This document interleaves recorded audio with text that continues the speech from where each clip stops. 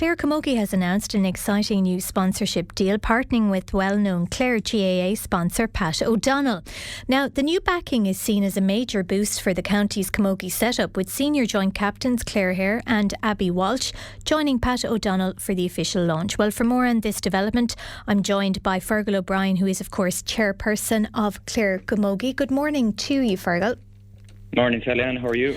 Very well. And look, I suppose this is great news for the game, that such an influential sponsor, who of course is so well known to so many for his support for the GAA in the county for many years, has come on board.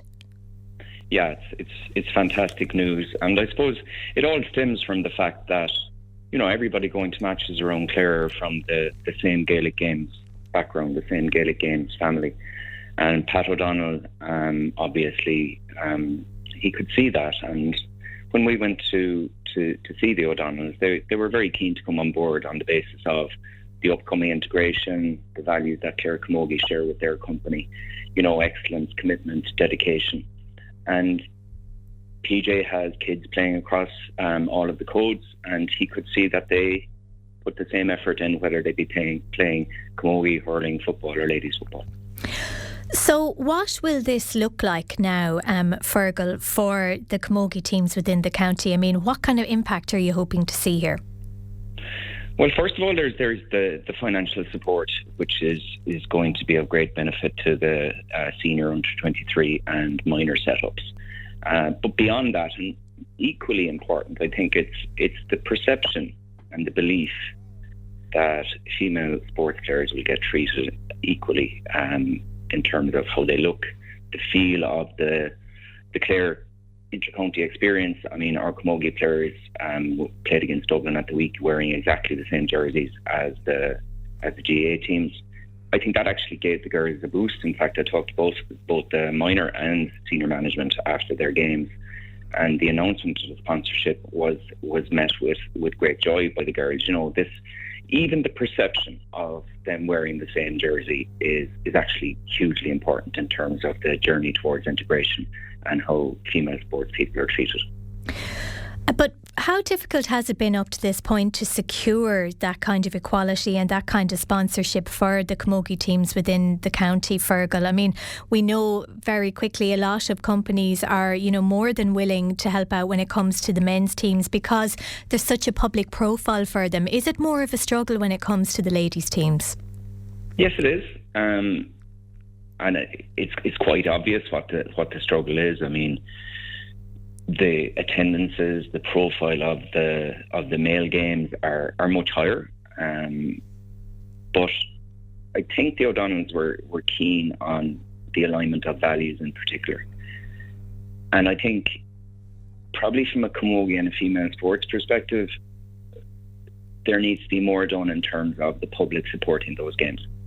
It's really, really important that we get more eyeballs on female sport. The standard is improving all of the time. That in itself will encourage more sponsors to come on board. I mean, we didn't go to the O'Donnells with our hand out. We went in terms of giving them some sort of value proposition that they could align with. So we would hope that the O'Donnells get as much out of this as we do. And that's key, that you're able to present a value proposition for potential sponsors. And thankfully, we were able to align with the O'Donnell's vision as well. So that's why it worked out for us. But it is a challenge. For you then, as chairperson, Fergal, I mean, how do you plan to take up that challenge? How do you get more people through those turnstiles outside of families and friends of those girls that are going out and playing at inter-county level for their county? Well, success is a key. If we can get our inter-county Camogie teams to the latter stages of championships, that obviously increases the public interest. I think at club level we're really, really strong. Our attendances are strong. But I think the Clare Gaelic Games family, I suppose, have a role to play as well in terms of how they support the female side of the game. And in that they can choose to go to extra games per year that involve female players, supporting us through fundraising initiatives, etc. All of those things will help promote female sport, and that creates then a momentum, allows more sponsors to come on board. allows us to have a better value proposition for potential financial investment from sponsors, grant providers, etc. So there's a bit of a chicken and egg situation there, but that's what we're trying to overcome. Will you be hoping that the integration of the associations, the GAA, ladies football and Camogie, will do something to try and improve that, Fergal, in that if resources and, I suppose, publicity and raising the media profiles of the intercounty teams are supposed to be equal across the board, will that have the knock-on effect that you're seeking? Well, integration, that's what it's all about, really. Now, the timeline on integration 2027 looks to me a little bit tight. And there will be unintended consequences, I'm sure, around integration that we probably can't foresee at this point in time. You have facility issues. Will we need to upgrade facilities? You'll obviously have pitches that will be more in demand.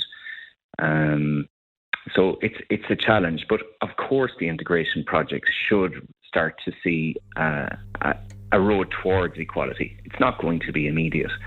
But part of what you said before in terms of the profile, etc., there's going to have to be, it has to come from both sides. It can't all be just Camogie and ladies football looking for X, Y and Z. There will need to be an appetite from the supporters of Gaelic Games, the Gaelic Games family.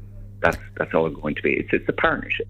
This isn't going to be one organisation taking and another organisation giving, if it's to be a success. Can I ask you how the integration project is going on the ground here within the county, Fergal, from your perspective?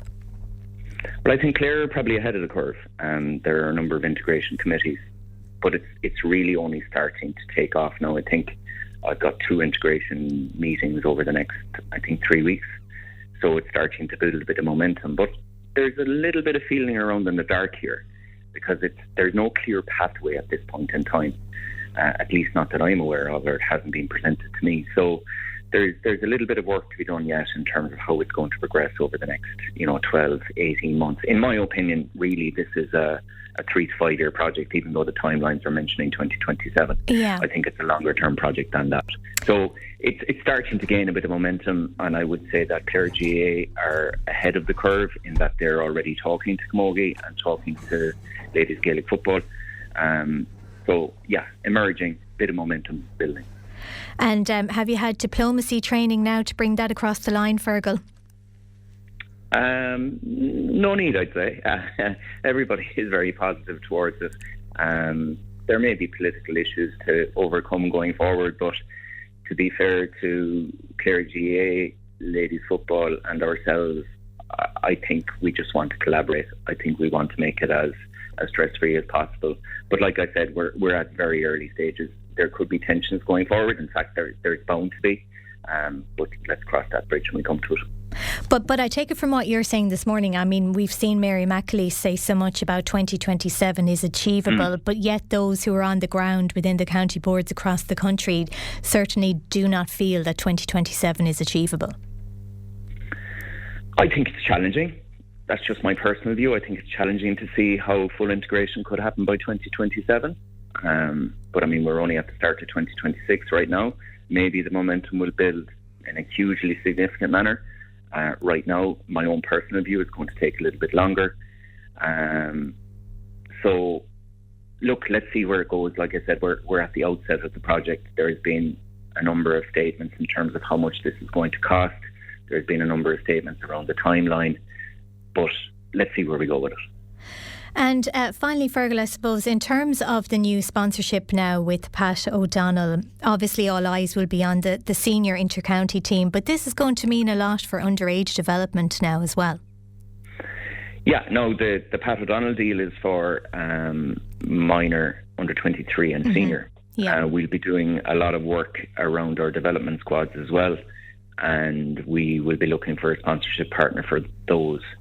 And that will allow us to put in place, I suppose, better structures to support our development squad management. But I think and I think this is really, really important, as much as we appreciate the financial sponsorship, it's the signal that this sends, that all the young girls around the county that will be supporting the hurling and football teams will be looking at a Pat O'Donnell jersey, and when they see the Camogie players playing, they'll be in a Pat O'Donnell jersey. It will be exactly the same. The experience at this point in time won't be exactly the same, but that's where we're heading to with integration going forward. But definitely this should be an inspiration to all girls around the county in terms of progressing towards elite level, maybe at some stage in the future. OK, we'll leave it there for the moment. Fergal O'Brien, Chairperson of Clare Camogie, thanks for joining us this morning.